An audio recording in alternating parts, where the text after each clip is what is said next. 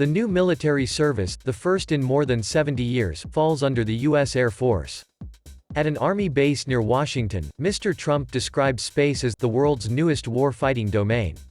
Amid grave threats to our national security, American superiority in space is absolutely vital, he said. We're leading, but we're not leading by enough, but very shortly we'll be leading by a lot. The Space Force will help us deter aggression and control the ultimate high ground, he added. The funding allocation was confirmed on Friday when the president signed the $738 billion £567 billion annual U.S. military budget. The launch of the Space Force will be funded by an initial $40 million for its first year. What will the Space Force actually do?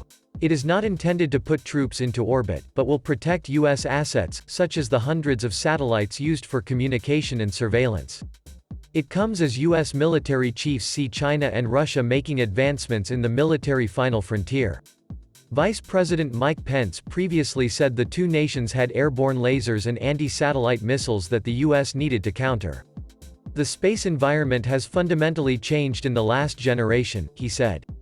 What was once peaceful and uncontested is now crowded and adversarial. Space Force will build on the work of the existing U.S. Space Command, SpaceCom, which was created in August to handle the U.S. military's space operations. Air Force Secretary Barbara Barrett said the Space Force would comprise around 16,000 Air Force and civilian personnel. It will be led by Air Force General Jay Raymond, who currently runs SpaceCom. Earlier this month, Russia's President Vladimir Putin suggested U.S. expansion in space posed a threat to Russian interests, and required a response from Russia.